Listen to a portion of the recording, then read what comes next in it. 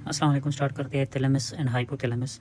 What is thalamus? Thalamus जो है सारे सेंसरी इन्फॉर्मेशन है फ्रॉम द बॉडी, चाहे वो हेयरिंग के हैं, टेस्ट के हैं, या मोटर इन्फॉर्मेशन है या सेंसरी इन्फॉर्मेशन है, वो रिले करते हैं इन द थैलेमस। लेकिन जो ऑल्फैक्टरी स्टिमुलस है वो इस पे पास नहीं होते।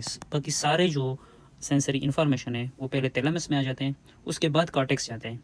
लेकिन जो ऑल्फैक्टरी सेंसेशंस हैं वो थैलेमस से पास नहीं होते। ठीक है।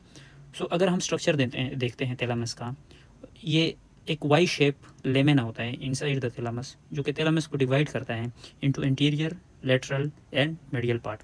This Y shaped lamina is called as internal medullary lamina. ये लेमेना जो है डिवाइड करता है थैलेमस को इनटू एंटीरियर, ठीक है, मेडियल एंड लेटरल पार्ट। और एक लेमेना प्रेजेंट है laterally, that is called as external medullary lamina. This is called as external medullary lamina. अब जो एंटीरियर पार्ट है या वेंट्रल पार्ट है वो फिर डिवाइड है into posterior and anterior part. ठीक है, ये वेंट्रल है, तो वेंट्रल को फिर डिवाइड किया हमने पोस्टीरियर एंड एंटीरियर को। ठीक है। और जो लेटरली प्रेजेंट होता है यहाँ पे एक nucleus called as lateral geniculate body, और मीडियली यहाँ पे प्रेजेंट होता है, ठीक है, मीडियल जेनिकुलेट बॉडी।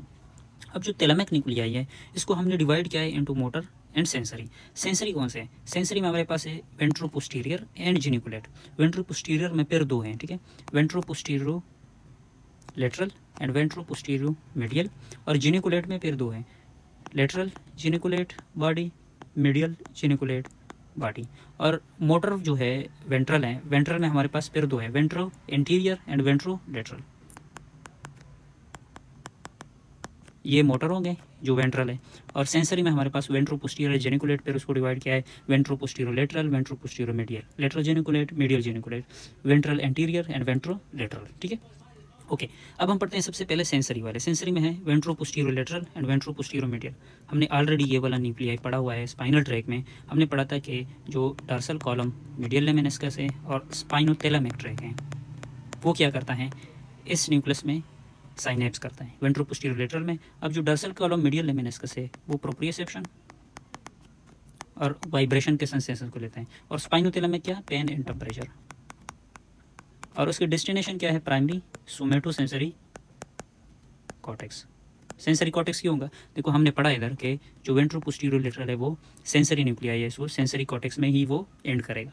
अच्छा, ये दो ट्रैक जो है dorsal column medial lemniscus, spinothalamic, ये पूरे बॉडी से proprioception, vibration and pain and temperature के सेंसेशन लाता है, लेकिन एक्सेप्ट फेस। ठीक है, सो फेस से कौन सा है, trigeminal, स्पाइनो trigeminal track. Trigeminal track जो है वो फेस से सेंसेशन लाता है, किस चीज़ के, पेन, टेम्परेचर, प्रेशर वगैरह के। और एक पाथवे है gustatory pathway. Gustatory pathway test के लिए है।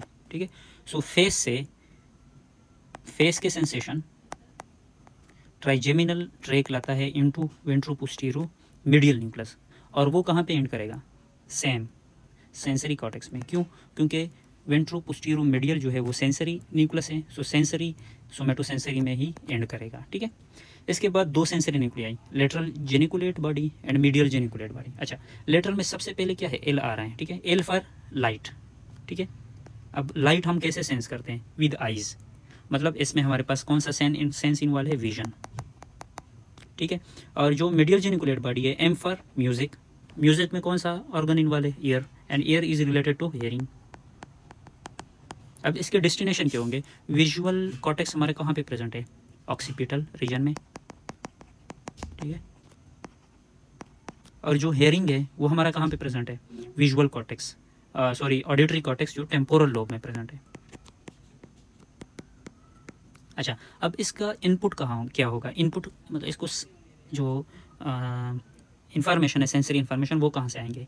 अब विजन है तो cranial nerve number 2, optic nerve जो है ऑप्टिक कियाज्मा से आएंगे, और सुपीरियर कोलिकुलस से भी आ सकते हैं। और जो मीडियल जेनिकुलेट है उसमें हमारे पास superior olive and inferior colliculus, superior olivary and inferior colliculus, ये सुपीरियर कोलिकुलस, ये इन्फीरियर कोलिकुलस। ओके हो गया।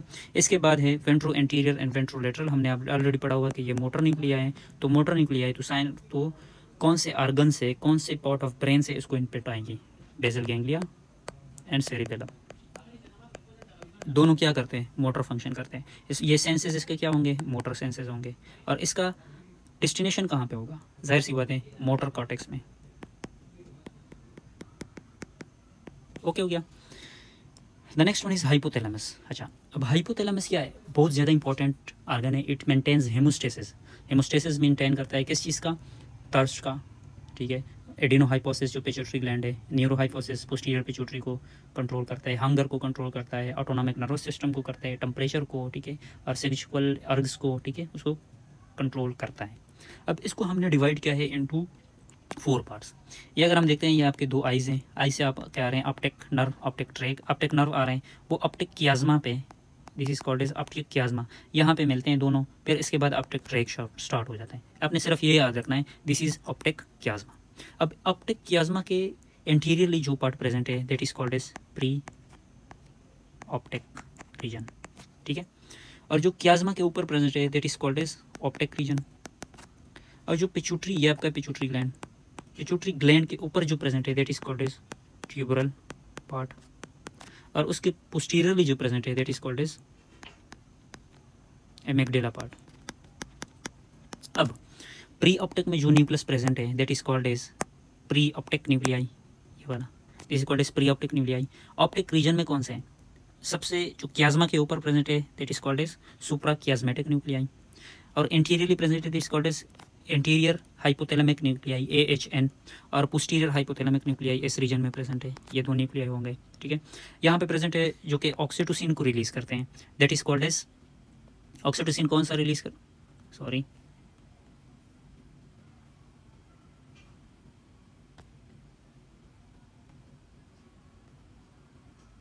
ओके, जो ऑक्सीटोसिन को रिलीज करता है that is called as paraventricular nuclei, और जो ADH को रिलीज करता है that is called as supraoptic nuclei. So ये आपका सुप्रा ऑप्टिक हो गया, ये पैरावेंट्रिकुलर हो गया।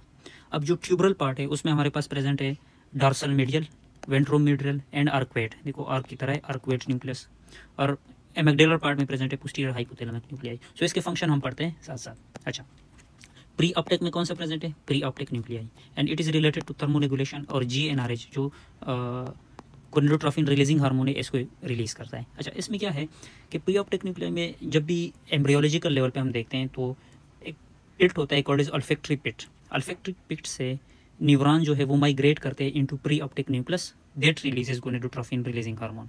अब अगर ऑल्फैक्टरी पिट से, ये अगर मैंने डायग्राम यहाँ पे, ऑल्फैक्टरी पिट से क्या करते हैं, गोनेडोट्रोफिन प्रोड्यूसिंग न्यूरॉन माइग्रेट करते हैं इनटू प्री ऑप्टिक न्यूक्लियाई, फिर वो गोनेडोट्रोफिन रिलीजिंग हार्मोन को रिलीज करते हैं, और इस तरह जो सेक्सुअल साइकिल है ऑफ द फीमेल उसको कंट्रोल करता है, और मेल का भी। लेकिन अगर ये माइग्रेशन नहीं होती, ठीक है, अगर ये माइग्रेशन नहीं होती तो GnRH सही से रिलीज नहीं होगा, कम रिलीज होगा, that syndrome is called as Kallmann syndrome, ठीक है। ओके हो गया, ये आपका प्री ऑप्टिक हो गया। फिर उसके बाद है सुप्रा ऑप्टिक, ठीक है, supraoptic region. Supraoptic region में कौन कौन से प्रेजेंट है, number first one is suprachiasmatic nucleus. Suprachiasmatic nucleus आपका प्रेजेंट है सर्केडियन रिदम के साथ। फिर है anterior hypothalamic nucleus. Anterior hypothalamic is related to जो एयर कंडीशन है, AC मीन्स ये क्या है, कूलिंग सेंटर है आपका, ठीक है, मतलब बॉडी को कूल रखता है। अब अगर इसको लीजन है, ठीक है, तो बॉडी में कूलिंग नहीं होगी और टेम्परेचर रेस करेगा, सो हाइपरथर्मिया होगा, ठीक है, अगर इसकी लीजन होती है तो hyperthermia. The next one is supra optic and paraventricular. Supra optic release करता है ADH, और पैरावेंट्रिकुलर रिलीज करता है ऑक्सीटोसिन, ठीक है। अच्छा, फिर ट्यूबरल रीजन है, ट्यूबरल रीजन में आपका आ जाता है आर्क्वेट न्यूक्लियस। आर्क्वेट न्यूक्लियस क्या रिलीज करता है, सारे जो हार्मोन्स है पिट्यूटरी के that are released by arcuate nucleus, okay. The next one is ventromedial. Ventromedial जो है, अच्छा, ये न्यूक्लियस क्या सेंस करता है, फीलिंग द फुलनेस। आपका स्टमक अगर फुल हो गया that are sense by ventromedial means satiety. So अगर इस रीजन को, इस न्यूक्लियस को लीजन है, सो बॉडी जो है वो फील नहीं करेगा फुलनेस को, और वो ज़्यादा ईट करेगा, ज़्यादा खाएगा, ठीक है, ताकि वो फुलनेस फील करे, सेटाइटी फील करे। सो अगर इसको लीजन है it will leads to hyperphagia, ठीक हो गया। और मेमेलरी पोर्शन में कौन से न्यूक्लियस हैं, पोस्टीरियर हाइपोथैलेमिक न्यूक्लियस। अब posterior hypothalamic nucleus is related to heating, मतलब ये हीटिंग सेंटर है। अगर इसको लीजन होता है, it will leads to hypothermia.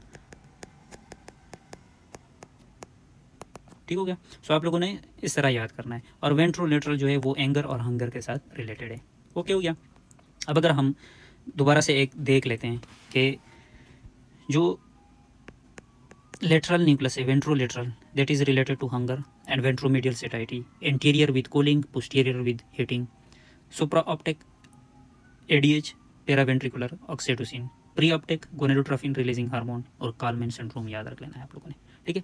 अच्छा, अब कंसेप्ट है, एक पेशेंट है, ठीक है, उसको है प्रॉडर-विली सिंड्रोम एंड रिसर्च कर रहा है कोई एक डॉक्टर, वो सस्पेक्ट कर रहा है कि इसमें कोई हाइपोथैलेमिक न्यूक्लियाई इन्वॉल्व है। So which nuclei could involve in Prader Willi syndrome. अब प्रॉडर-विली सिंड्रोम का एक सिम्टम है that it is related to hyperphagia. ठीक है, हमने पढ़ा कि जो वेंट्रोमीडियल न्यूक्लियस है that is related to fullness. ठीक है, फुलनेस सेटाइटी के साथ। सो अगर इस न्यूक्लियस को डैमेज है, वो पेशेंट क्या करेगा, फुलनेस को सेंस नहीं करेगा, उसको पता ही नहीं चलेगा कि मेरी स्टमक जो है फुल हो गई है, तो वो ज़्यादा खाएगा, he will eat lot, that will leads to hyperphagia. So most probably ventromedial nucleus is damage in the Prader Willi syndrome that leads to hyperphagia. Okay, the next one is there is a 72-year-old, he has loss of proprioception, vibration means dorsal column medial lemniscus tract is damaged, and also temperature and spinal thalamic means spinothalamic tract, temperature and pain, spinothalamic tract is also suspected to be damaged. So which thalamic nuclei is damaged? ठीक है, so proprioception and vibration are taken by dorsal column medial lemniscus tract, and pain and temperature are taken by transmitted by spinothalamic tract. These both tract decussate on one nucleus in the thalamic. Which nucleus that was? Ventroposterolateral. If this nucleus is damaged, both the proprioception and vibration, pain and temperature will be lost in the body. Okay, so means this nucleus is damaged. The next one is limbic system. Now what is limbic system? Limbic system is related to emotions, related to memory, and it contains mammillary body and hippocampus. These both are related to memory. Now if there is a patient who is taking high alcohol chronically, ठीक है, which part of the limbic system will be damaged? Mammillary body will be damaged. And if there is a patient with ischemia, stroke, okay, so which part of the body will be damaged? Most probably hippocampus. Hippocampus is most vulnerable to ischemia. Okay, अब ये कैसे कर सकते हैं? अगर एक patient आपके पास आया है, वो ले रहा है अल्कोहल इनटेक ले रहा है, और उसको मेमोरी में मसला है, मेमोरी फंक्शन लॉस है उसका, so which part of the body is damage? Memory body. एक पेशेंट आपके पास आया है विथ स्ट्रोक, ठीक है, इस्कीमिया का पेशेंट है, इस्कीमिया हुआ है ब्रेन में, और उसको मेमोरी का फंक्शन है लॉस हुआ है, मेमोरी फंक्शन लॉस हुआ है, so which part of the body brain is damage? Hippocampus. Okay, so the next part of the limbic system is amygdala. Now what is the function of amygdala? Amygdala is associated with emotions. ठीक है, अगर किसी patient में ये damage हो, it will leads to hyper orality, hyper sexuality and hyperphagia, I think so. So this syndrome is called, जिसमें amygdala damage है and it leads to hyperorility, hypersexuality is called as, yes wait a minute, मैंने ये symptom एक रह गया मेरा कि कौन सा सिम्टम है इसमें. ठीक है, अच्छा yes, hyperphagia, hypersexuality and hyper orality. Okay, this is called as Kluver Bucy syndrome. Kluver Bucy syndrome. Okay okay, now let's come to the basic concepts. एक पेशेंट है 28-year-old, होमलेस है, present with in the emergency department after being mugged and repeatedly ask where he is. अच्छा, वो कहाँ पे है ये पूछ रहा है बार बार, एंड ही सीम्स कंफ्यूज लग रहा है. Always there is a confusion in his brain. So which region of the brain is damage? Okay, now अगर कोई पेशेंट होमलेस है, there is always, you always suspect there is an alcohol intake. So अगर वो alcohol intake कर रहा है, that will be deficiency of vitamin B1 called as thiamine. So अगर thiamine की डिफिशियंसी है तो उसमें हमारे पास मेमोरी बॉडीज डैमेज होते हैं. मैंने इधर आप लोगों को पढ़ाया है कि memory body always alcohol intake में डैमेज होते हैं due to B1 deficiency. Okay, so इसमें मेमोरी बॉडी हमारा डैमेज है. नाउ अगर मेमोरी बॉडी डैमेज है तो उसमें दो किस्म के साइन एंड सिम्टम्स आ सकते हैं. Number first is Wernicke encephalopathy and the second one is Korsakoff syndrome. Okay, so इसको हमने क्या कहा कि निमोनिक बनाया called is coat rack. Coat rack से हमारे पास वर्निक एन्सेफेलोपैथी में कोट से सी से कन्फ्यूजन, ओ से ऑप्थाल्मोप्लेजिया, ए से एटेक्सिया, टी से थायमिन डिफिशियंसी, एंड कोर्साकॉफ से आर से रेट्रोग्रेड एमनेसिया, ए से एंटेरोग्रेड एमनेसिया, सी से कॉन्फिबुलेशन, एंड के से Korsakoff syndrome. Okay, so these are the mnemonic for this. The next one is, there is a 24-year-old patient with a history of bleeding. Now he has a difficulty in forming a new memories, means there is a defect in the function of memory. So which part of the brain is damaged? Most likely we have studies that amygdala and hippocampus are related to memory function. Now if there is a history of alcohol intake and also a history of memory function loss, so amygdala is damaged. Now here is the history of bleeding, means there is decreased blood volume. It may cause ischemia of the brain. If there is a history of ischemia, then always suspect there will be a hippocampus damage.